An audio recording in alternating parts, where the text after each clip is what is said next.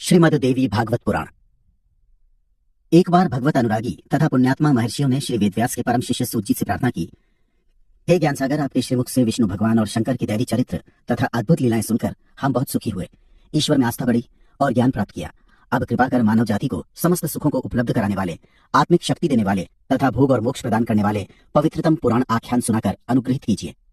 ज्ञानेच्छु और विनम्र महात्माओं की निष्कपट अभिलाषा जानकर महामुनि सूत जी ने अनुग्रह स्वीकार किया। उन्होंने कहा, जन कल्याण की लालसा से आपने बड़ी सुंदर इच्छा प्रकट की, मैं आप लोगों को उसे सुनाता हूँ। यह सच है कि श्रीमद् देवी भागवत पुराण सभी शास्त्रों तथा धार्मिक ग्रंथों में महान है। इसके सामने बड़े बड़े तीर्थ और व्रत नगण्य हैं। इस पुराण के सुनने से पाप सूखे वन की भांति जलकर नष्ट हो जाते हैं, जिससे मनुष्य को शोक, क्लेश, दुख आदि नहीं भोगने पड़ते। जिस प्रकार सूर्य के प्रकाश के सामने अंधकार छंट जाता है, उसी प्रकार भागवत पुराण के श्रवण से मनुष्य के सभी कष्ट, व्याधियां और संकोच समाप्त हो जाते हैं। महात्माओं ने सूत जी से भागवत पुराण के संबंध में ये जिज्ञासाएं रखी। 1. पवित्र श्रीमद् देवी भागवत पुराण का आविर्भाव कब हुआ? 2. इसके पठन पाठन का समय क्या है? 3. इसके श्रवण पठन से किन किन कामनाओं की पूर्ति होती है? 4. सर्वप्रथम इसका श्रवण किसने किया? 5. इसके पारायण की विधि क्या है? श्रीमद् देवी भागवत पुराण का आविर्भाव। महर्षि पाराशर और देवी सत्यवती के संयोग से श्री नारायण के अंशावतार देव व्यास जी का जन्म हुआ। व्यास जी ने अपने समय और समाज की स्थिति पहचानते हुए वेदों को 4 भागों में विभक्त किया और अपने 4 पटु शिष्यों को उनका बोध कराया। इसके पश्चात वेदाध्ययन के अधिकार से वंचित नर नारियों तथा मंदबुद्धियों के कल्याण के लिए 18 पुराणों की रचना की, ताकि वे भी धर्म पालन में समर्थ हो सकें। सूत जी ने कहा, महात्मन, गुरुजी के आदेशानुसार 17 पुराणों के प्रसार एवं प्रचार का दायित्व मुझ पर आया, किंतु भोग और मोक्षदाता भागवत पुराण स्वयं गुरुजी ने जन्मेजय को सुनाया। आप जानते हैं, जन्मेजय के पिता राजा परीक्षित को तक्षक सर्प ने डस लिया था और राजा ने अपनी आत्मा के कल्याण के लिए श्रीमद् देवी भागवत पुराण का श्रवण किया था। राजा ने 9 दिन निरंतर लोकमाता भगवती दुर्गा की पूजा आराधना की तथा मुनि वेदव्यास के मुख से लोकमाता की महिमा से पूर्ण भागवत पुराण का श्रवण किया। इसके फलस्वरूप मां ने उन्हें दर्शन दिए। अपने पूज्य पिता की सदगति को देखकर जहां राजा जन्मेजय प्रसन्न हुए, वहां उन्होंने श्री वेदव्यास से पुराणों में श्रेष्ठ और धर्म, अर्थ, काम एवं मोक्ष प्रदान करने वाले श्रीमद् देवी भागवत पुराण को सुनाने की विनती की। पारायण का उपयुक्त समय। सूत जी बोले, देवी भागवत की कथा श्रवण से भक्तों और श्रद्धालु श्रोताओं को रिद्धि सिद्धि की प्राप्ति होती है। मात्र क्षण भर के कथा श्रवण से भी देवी के भक्तों को कभी कष्ट नहीं होता। सभी तीर्थों और व्रतों का फल देवी भागवत के एक बार के श्रवण मात्र से प्राप्त हो जाता है। सतयुग, त्रेता तथा द्वापर में तो मनुष्य के लिए अनेक धर्म कर्म हैं, किंतु कलयुग में तो पुराण सुनने के अतिरिक्त कोई अन्य धार्मिक आचरण नहीं है। कलयुग के धर्म कर्महीन तथा आचारहीन मनुष्यों के कल्याण के लिए ही श्री व्यास जी ने पुराण अमृत की सृष्टि की थी। देवी पुराण के श्रवण के लिए यूं तो सभी समय फलदायी है, किंतु फिर भी आश्विन, चैत्र, मार्गशीर्ष तथा आषाढ़ मासों एवं दोनों नवरात्रों में पुराण के श्रवण से विशेष पुण्य होता है। वास्तव में यह पुराण नवान यज्ञ है, जो सभी पुण्य कर्मों में सर्वोपरि एवं निश्चित फलदायक है। इस नवान यज्ञ से छली, मूर्ख, अमित्र, वेद विमुख, निंदक, चोर, व्यभिचारी, उठाईगिर, मिथ्याचारी, गो देवता, ब्राह्मण निंदक तथा गुरुद्वेषी जैसे भयानक पापी शुद्ध और पाप रहित हो जाते हैं। बड़े बड़े व्रतों, तीर्थ यात्राओं, वृहत यज्ञों तथा तपों से भी वह पुण्य फल प्राप्त नहीं होता जो श्रीमद् देवी भागवत पुराण के नवान पारायण से प्राप्त होता है। तथा न गंगा न गया न काशी न नैमिषम न मथुरा न पुष्करम पुनाति सद्यः बद्रीवनम नो यथा ही देवी मख एष विप्रः। गंगा, गया, काशी, नैमिषारण्य, मथुरा, पुष्कर और बद्रीवन आदि तीर्थों की यात्रा से भी वह फल प्राप्त नहीं होता जो नवान पारायण रूप देवी भागवत श्रवण यज्ञ से प्राप्त होता है। सूजी के अनुसार आश्विन मास के शुक्ल पक्ष की अष्टमी को स्वर्ण सिंहासन पर श्रीमद् भागवत की प्रतिष्ठा कराकर ब्राह्मण को देने वाला देवी के परम पद को प्राप्त कर लेता है। इस पुराण की महिमा इतनी महान है कि नियम पूर्वक एकाद श्लोक का पारायण करने वाला भक्त भी मां भगवती की कृपा प्राप्त कर लेता है। देवी पुराण की महिमा। देवी पुराण के पढ़ने एवं सुनने से भयंकर रोग, अतिवृष्टि, अनावृष्टि, भूत प्रेत बाधा, कष्ट योग और दूसरे आदि भौतिक, आदि दैविक तथा आदि दैहिक कष्टों का निवारण हो जाता है। सूत जी ने इसके लिए एक कथा का उल्लेख करते हुए कहा, वसुदेव जी द्वारा देवी भागवत पुराण के पारायण का फल ही था कि प्रसन्नजीत को ढूंढने गए श्री कृष्ण संकट से मुक्त होकर सकुशल घर लौट आए थे। इस पुराण के श्रवण से दरिद्र धनी, रोगी निरोगी तथा पुत्रहीन स्त्री पुत्रवती हो जाती है। ब्राह्मण, क्षत्रिय, वैश्य तथा शूद्र चतुर्वर्णों के व्यक्तियों द्वारा समान रूप से पठनीय एवं श्रवण योग्य यह पुराण आयु, विद्या, बल, धन, यश तथा प्रतिष्ठा देने वाला अनुपम ग्रंथ है। ऐतिहासिकता एवं प्राचीनता। वसुदेव नारद संवाद। श्रीकृष्ण प्रसेनजीत कथा। श्रीकृष्ण प्रसेनजीत को ढूंढने के प्रयास में खो गए थे, जो श्री देवी भगवती के आशीर्वाद से सकुशल लौट आए। यह वृत्तांत महर्षियों की इच्छा से विस्तार से सुनाते हुए श्री सूत जी कहने लगे, सज्जनों, बहुत पहले द्वारकापुरी में भोजवंशी राजा सतराजीत रहता था। सूर्य की भक्ति आराधना के बल पर उसने सैमंतक नाम की अत्यंत चमकदार मणि प्राप्त की। मणि की कांति से राजा स्वयं सूर्य जैसा प्रभामंडित हो जाता था।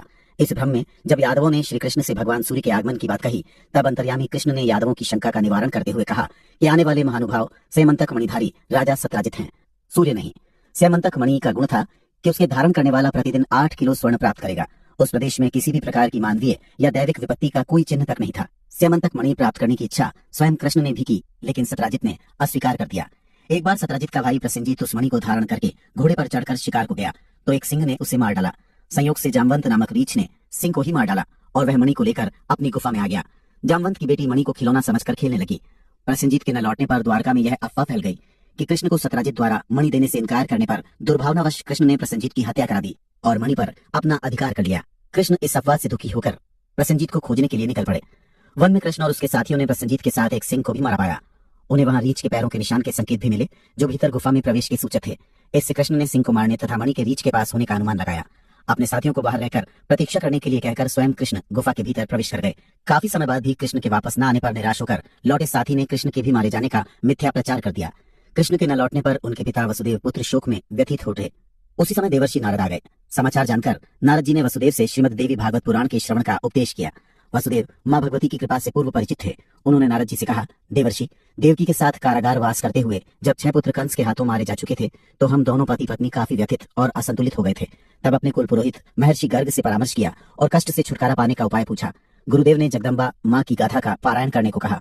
कारागार में होने के कारण मेरे लिए यह संभव नहीं था, अतः गुरुदेव से ही यह कार्य संपन्न कराने की प्रार्थना की। वसुदेव ने कहा, मेरी प्रार्थना स्वीकार करके गुरुदेव ने विंध्याचल पर्वत पर जाकर ब्राह्मणों के साथ देवी की आराधना अर्चना की। विधि विधान पूर्वक देवी भागवत का नवान यज्ञ किया। अनुष्ठान पूर्ण होने पर गुरुदेव ने मुझे इसकी सूचना देते हुए कहा, देवी ने प्रसन्न होकर यह आकाशवाणी की है। मेरी प्रेरणा से स्वयं विष्णु पृथ्वी के कष्ट निवारण हेतु वसुदेव देवकी के घर अवतार लेंगे। वसुदेव को चाहिए कि उस बालक को गोकुल ग्राम के नंद यशोदा के घर पहुंचा दे और उसी समय उत्पन्न यशोदा की बालिका को लाकर 8वीं संतान के रूप में कंस को सौंप दे। कंस यथावत बालिका को धरती पर पटक देगा। वह बालिका कंस के हाथ से तत्काल छूटकर दिव्य शरीर धारण कर मेरे ही अंश रूप से लोक कल्याण के लिए विंध्याचल पर्वत पर वास करेगी। गर्ग मुनि के द्वारा इस अनुष्ठान फल को सुनकर मैंने प्रसन्नता व्यक्त करते हुए आगे घटी घटनाएं मुनि के कथनानुसार पूरी की और कृष्ण की रक्षा की।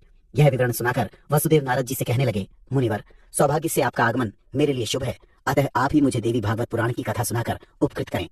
वसुदेव के कहने पर नारद ने अनुग्रह करते हुए नवान पारायण किया।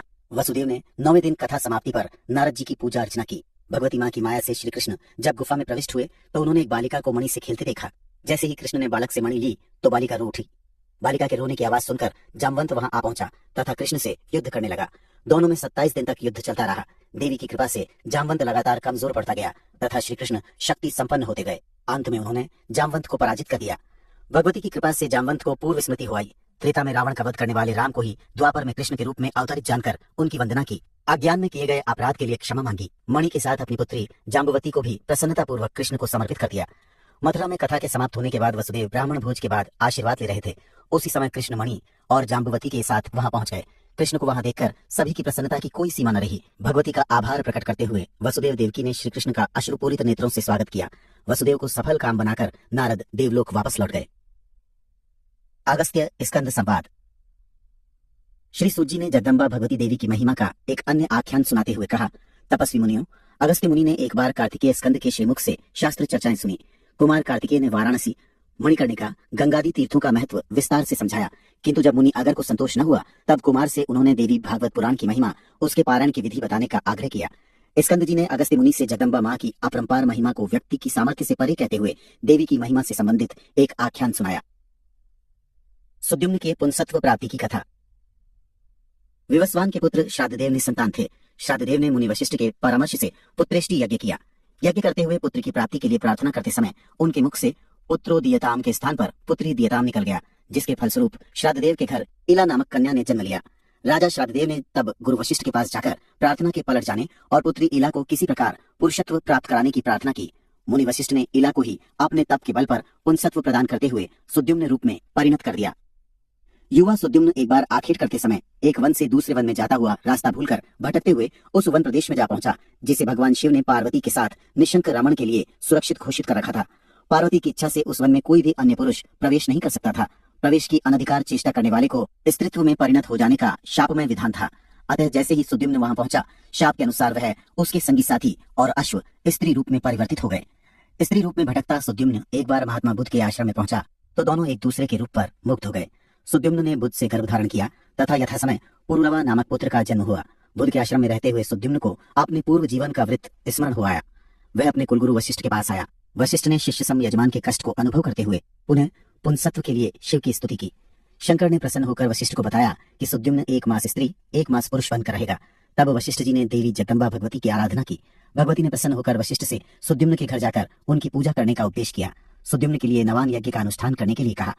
भगवती को शीश नवाते हुए और उनकी कृपा से कृतार्थ वशिष्ठ मुनि ने सुद्युम्न के घर आकर आश्विन शुक्ल पक्ष में राजा द्वारा भगवती पूजन और श्रीमद् भागवत पुराण का नवान यज्ञ का अनुष्ठान संपन्न कराया।